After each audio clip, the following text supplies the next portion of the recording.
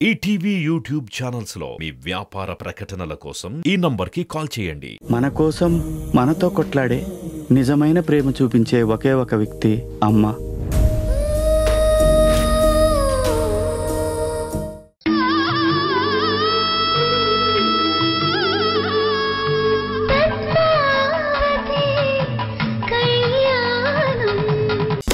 అవును, మీకు మీ తమ్ముళ్ళంటే చాలా ఇష్టమని విన్నాను, నిజమేనా? వాళ్ళు నా ప్రాణం. మరి ఆ ప్రాణాలకి ఏం కాకుండా ఉండాలని లేదా?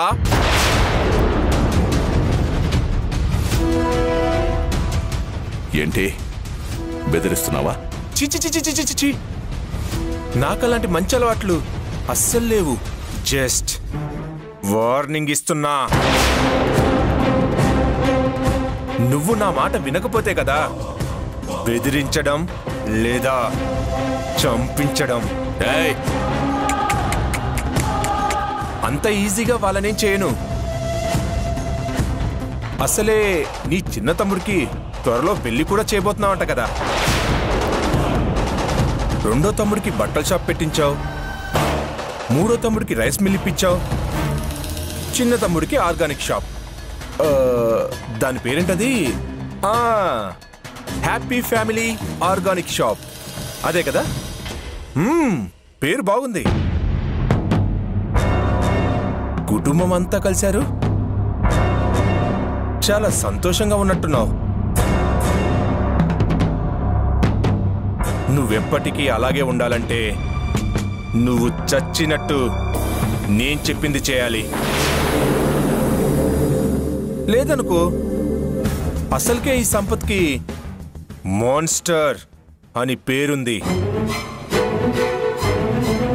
సింపుల్గా దాన్ని నిజం చేసేస్తా. ఏమంటారు కేశవ్ గారు? ఇప్పుడు నేనేం చేయాలి? ఈ ఊరు విడిచిపెట్టి వెళ్ళిపోవాలి.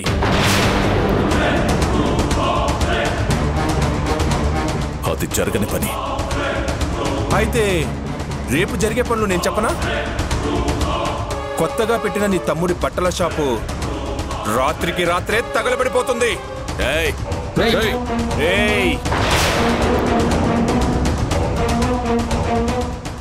ఆగండ్రా, వయసులో పెద్దవాడు, పైగా ఊరికి పెద్ద దిక్కు. మ్యాన్ హ్యాండిలింగ్ అంత మంచిది కాదు.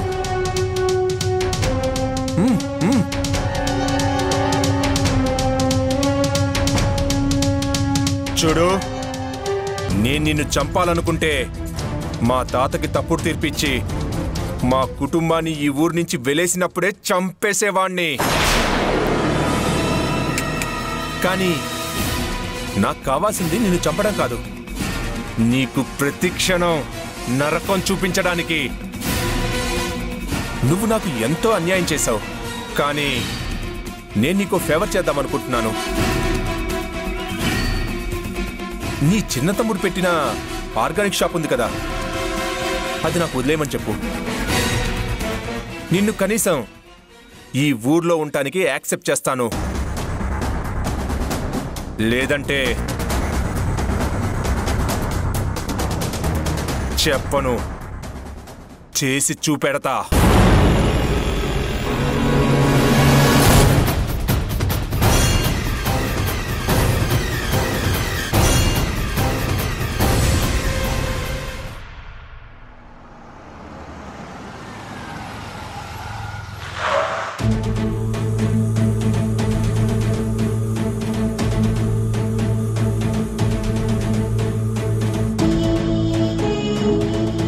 బావగారు, కాఫీ తీసుకోండి.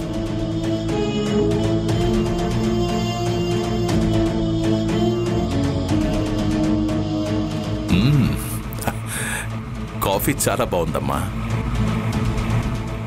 బాగుంటుందండి, చాలా బాగుంటుంది.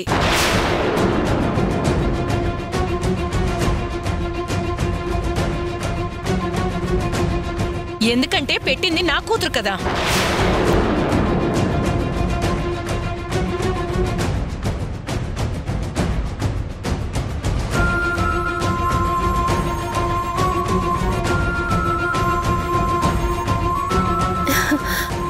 అమ్మా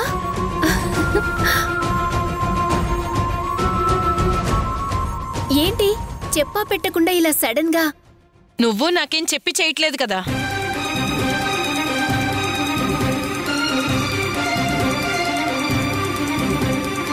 పిల్లలు ఎదిగితే ఎగిరిపోతారని తెలుసు, కానీ ఆ తల్లికి కూడా చెప్పకుండా ఎగిరిపోతారని ఇప్పుడిప్పుడే అర్థమవుతుంది.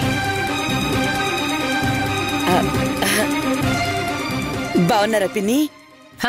బాగున్నాను. మీరంతా ఎలా ఉన్నారు? మాకేంటండి, లీలా మమ్మల్ని కంటికి రెప్పలా చూసుకుంటుంది. మహాలక్ష్మినైతే అసలు వంటగదిలోకే వెళ్ళనివ్వటలేదు. రండి పిన్ని గారు, కూర్చోండి. కూర్చోండమ్మా. అమ్మా టీ తాగుతావా కాఫీ తాగుతావా? వాళ్ళంతా బాగుందన్నారు కదా, కాఫీయే తీసుకురా. అలాగే అమ్మా, 2 నిమిషాల్లో తెస్తాను. మీరీలోపు మాట్లాడుతూ ఉండండి. సరే లీలా.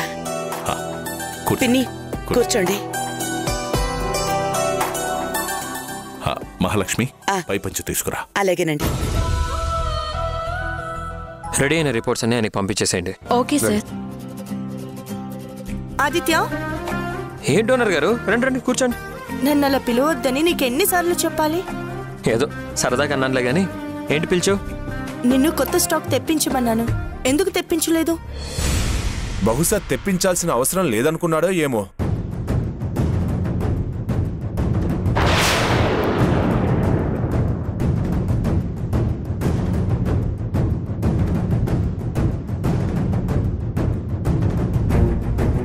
తెప్పించాల్సిన అవసరం లేకపోవడం ఏంటి?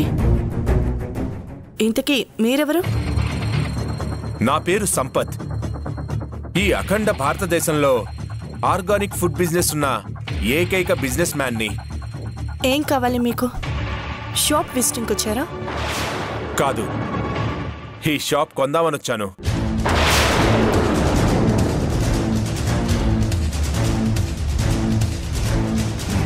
సారీ, మీకెవరో రాంగ్ ఇన్ఫర్మేషన్ ఇచ్చినట్టున్నారు.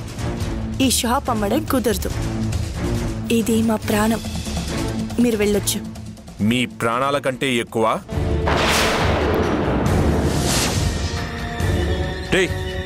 ఏంట్రా బెదిరిస్తున్నావా? బెదిరించట్లేదు ఆదిత్య. నాకేదైనా కావాలనుకుంటే దాన్ని ఎలాగైనా దక్కించుకుంటాను అని చెప్తున్నా.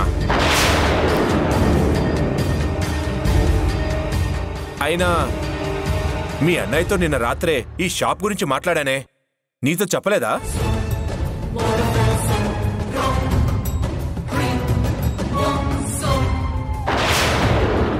చూడు, నువ్వు ఎవ్వరితో మాట్లాడినా ఏం చేసినా ఈ షాప్ అమ్మడం కుదరదు. ఇంతకు ముందు అదే చెప్పాను, ఇప్పుడు అదే చెప్తున్నాను. ఓకే రాజేందర్. సార్. ఇదిగో 50 లక్షలు. ఇవి తీసుకొని ఈ షాప్ను వదిలేయ్. ఏయ్, పిచ్చి పిచ్చిగా ఉందా? ఒక్కసారి చెప్తే అర్థం కదా? మర్యాదగా ఇక్కడి నుంచి వెళ్తావా, లేదంటే న్యూసెన్స్ క్రియేట్ చేస్తున్నావని పోలీసుల్ని పిలవమంటావా? కామ్ డౌన్ కొత్త పెళ్లి కూతురా, ఎందుకంత ఆవేశపడతావు? నువ్వు ఈరోజు షాప్ నమ్మకపోవచ్చు, కానీ ఖచ్చితంగా అతి త్వరలోనే దీన్ని నమ్మేస్తారు.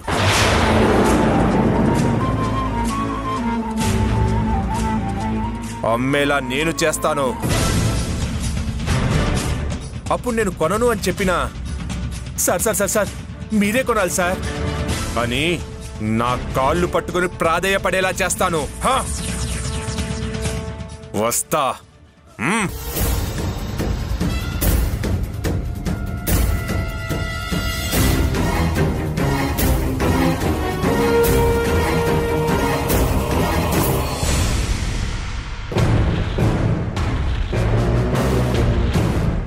ఏంటమ్మా, ఏం చేస్తున్నావు?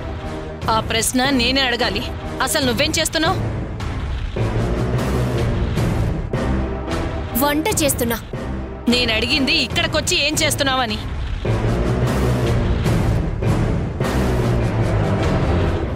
ఏంటి, మళ్ళీ ఏదైనా ప్లాన్ చేస్తున్నావా? ఏంటి మహాలక్ష్మి, ఇక్కడేం చేస్తున్నావు? ప్లానా? ప్లాన్ ఏంటి? అదే మీ బావగారు కుటుంబాన్ని బాధ పెట్టడానికి ఏదైనా ప్లాన్ చేసి ఇక్కడికి వచ్చావా అని అడుగుతున్నాను.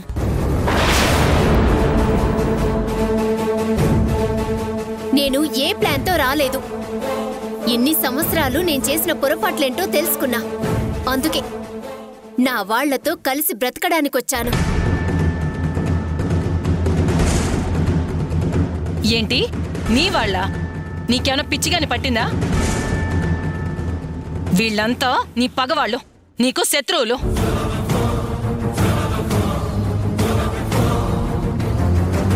అమ్మా, ఏం మాట్లాడుతున్నావు? వాళ్ళు నా అత్తారింటి వాళ్ళు. మాట్లాడేటప్పుడు కొంచెం మర్యాదగా మాట్లాడు. ఏంటి నీ అత్తారింటి వాళ్ళ? అంటే జరిగిన అవమానాలన్నీ మర్చిపోయావా? నీకు వాళ్ళు చేసిన ద్రోహాలన్నిటినీ తుంగలు తొక్కేశావా? వాళ్ళు నీ మీద దొంగ అని నింద వేశారు. నేను ఇంట్లోంచి వెళ్ళిపోయేలా చేశారు. నువ్వు ఎంతో ఇష్టంగా కొన్న రైసు మిల్లుని మూతపడేలా చేశారు. నీ భర్తని జైలు పాలు చేయాలని చూశారు. అవన్నీ మర్చిపోయావా?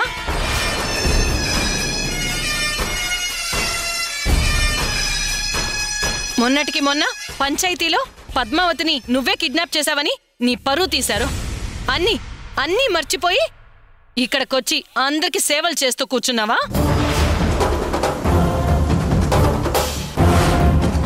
అక్కర్లేదు. నా కూతురు 10 మంది చేత పనులు చేయించుకోవాలి తప్ప ఇలా పనికిరాని వాళ్ళకి పని మనిషిగా మారకూడదు.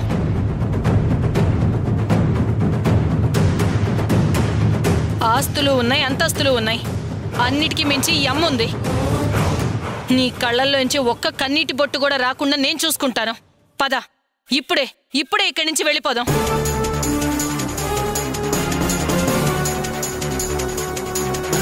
ఏంటి ఆలోచిస్తున్నావు? వెళ్ళిపోదామమ్మా, తప్పకుండా వెళ్ళిపోదాం.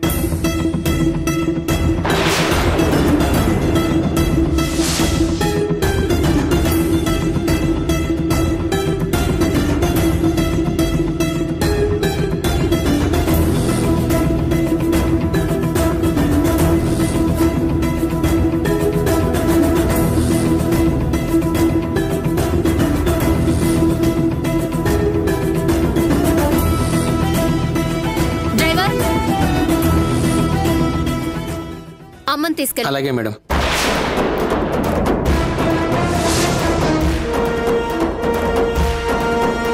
అదేంటి నువ్వు రావట్లేదా? ఆడపిల్ల పెళ్లికి ముందు తల్లి దగ్గరుండాలి, తాళి పట్టాక భర్త దగ్గరుండాలి.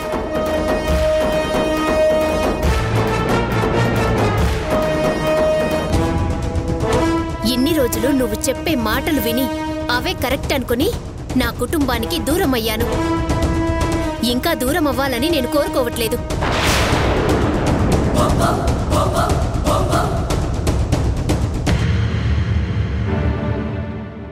అయినా కూతురు జీవితాన్ని నిలబెట్టాలి గాని పడగొట్టకూడదు. ఇక ఈ విషయం గురించి మాట్లాడడానికి అయితే మళ్ళీ రాకు, వెళ్ళు.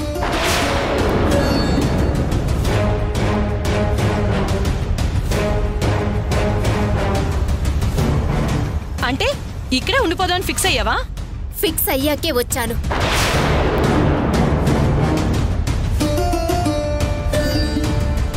నా చివరి శ్వాస వరకు ఇక్కడే వీళ్లతోనే ఉంటాను. వెళ్ళమ్మా.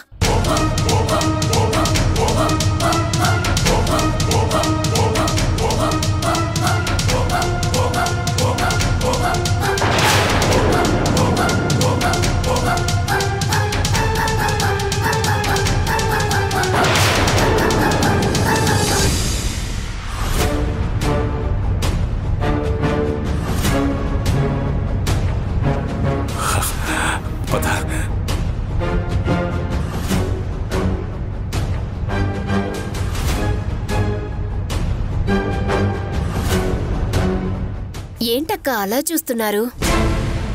నిన్ను చూస్తుంటే 2 చేతులతో దండం పెట్టాలనిపిస్తోంది లీలా. కానీ వయసులో చిన్నదానివైపోయావమ్మా.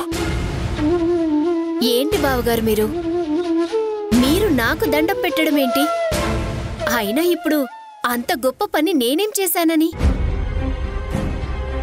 ప్రశంస అనేది గొప్ప పనులకి మాత్రమే రాదమ్మా, గొప్పగా ఉండేలా ఏం చేసినా వస్తుంది.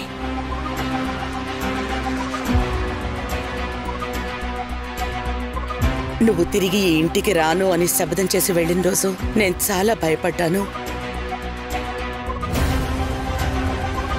మన కుటుంబం ముక్కలైపోతుందని భయపడ్డాను.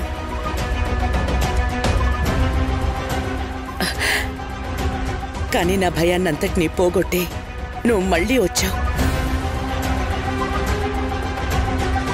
చెదిరిపోయి ముక్కల్లో ఉన్న మన కుటుంబాన్ని మళ్ళీ ఒకటిగా చేర్చావు.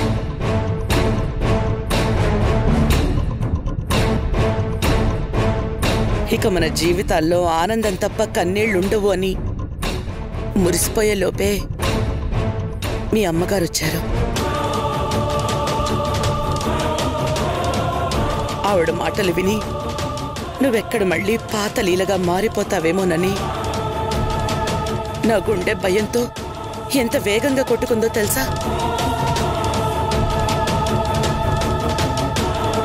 కానీ నువ్వు చేసిన పని కళ్ళారా చూశాక ఆ భయం కాస్త ధైర్యంగా మారింది.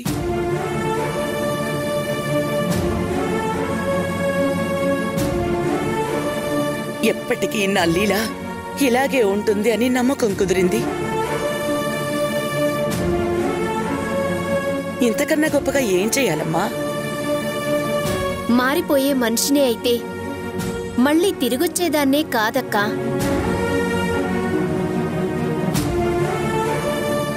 ఎప్పటికీ మార్పు రాకూడదని, ఇంకెప్పటికీ మీరు మెచ్చే లీలగా ఉండాలని నిర్ణయించుకున్నాను కాబట్టే మారిపోయాక వచ్చాను.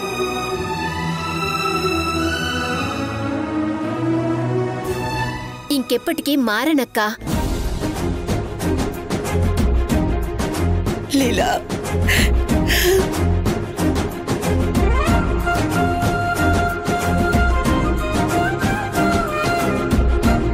చాలమ్మా, ఈ మాట అన్నావు, నాకదే చాలు.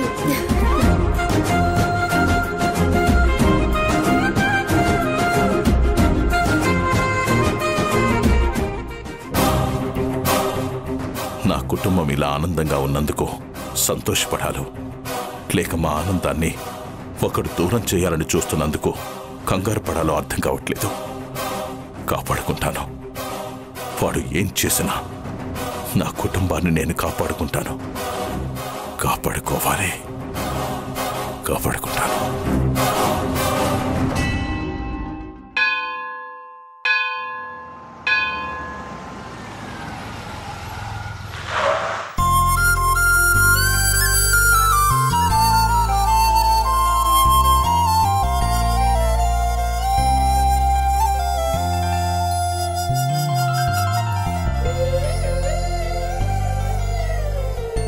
ఏంటి ఇంకా కారు దిగట్లేదు?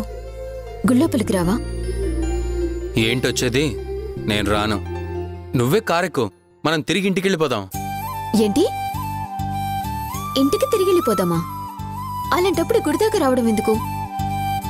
నిజంగా నేను ఇప్పుడు గుడికి తీసుకురావడం నాకు అస్సలు ఇష్టం లేదు. పంతులు గారు పదే పదే చెప్పేసరికి ఒప్పుకోక తప్పలేదు. అలాంటిది ఎందుకు వచ్చావు? ఎందుకు అంటే నాకు నేను ఇలా గుడి చుట్టూ తిప్పి ప్రదక్షిణాలు చేయించడం అస్సలు నచ్చట్లేదు. నందిని, నీకు అసలే దేవుళ్ళంటే అమిత భక్తి. అక్కడ పూజారి గారు ఏదైనా చెప్పారంటే నువ్వు వెనక ముందు ఆలోచించకుండా చేసేస్తావు. ఈ గుడి అసలే ప్రదక్షిణాలకి పొర్లు దండాలకి ఫేమస్ అంట. అందుకే భయం వేసి వద్దంటున్నాను. ప్లీజ్ నందిని, నా మాట విను. మనం ఇప్పుడు ఇంటికి తిరిగి వెళ్ళిపోదాం. నీ కడుపులో పెరుగుతున్న మన బిడ్డ భక్తితో కష్టపడ్డాం నాకు అస్సలు ఇష్టం లేదు. ఈ ప్రదక్షిణాలు చేసి చేసి అలిసిపోయి నువ్వు వీక్ అయిపోతే చాలా ప్రాబ్లం అవుతుంది. పద, కారెక్కు. బాబు షాజహాన్, నీ ముంతాజు మీద ప్రేమ నాకు అర్థమైంది, కానీ గుళ్ళోకి పదాం, నాకేం కాదు. తప్పదా? తప్పదు. అయితే ఒక కండిషన్. ఏంటది? నిన్ను గర్భగుడికి తీసుకెళ్లే వరకు నువ్వు నా చెయ్యి వదలకూడదు. దానికి ఓకే అంటేనే వస్తాను. ఓకే. పద.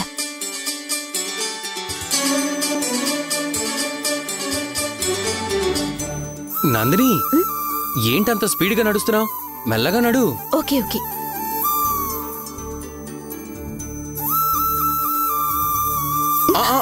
నందిని, జాగ్రత్త, పడిపోతావు. వంశీ, నేనేమైనా నెలల నుండి హాస్పిటల్కి వెళ్తున్నానా?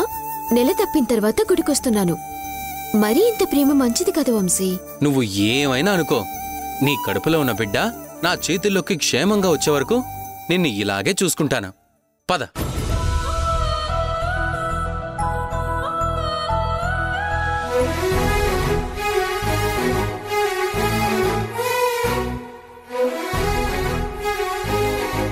ఏంటి బాబు, అమ్మాయినంత జాగ్రత్తగా తీసుకొస్తున్నావు? ఏమైంది?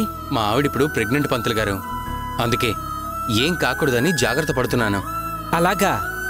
ఆ దేవుడు ఆశీస్సులతో మీకు 12 బిడ్డ పుడతాడు. సంతాన ప్రాప్తిరస్తు. చాలా థ్యాంక్స్ పంతులు గారు. పంతులు గారు, నందిని వంశీ పేర్ల మీద అర్చన చేయండి. అలాగేనమ్మా. ముందు ఈ కొబ్బరికాయ ఎక్కడ కొట్టండి.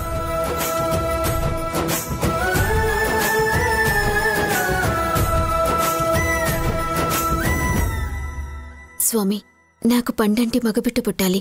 అదేం కాదు, నాకు మహాలక్ష్మి లాంటి ఆడపిల్ల పుట్టాలి.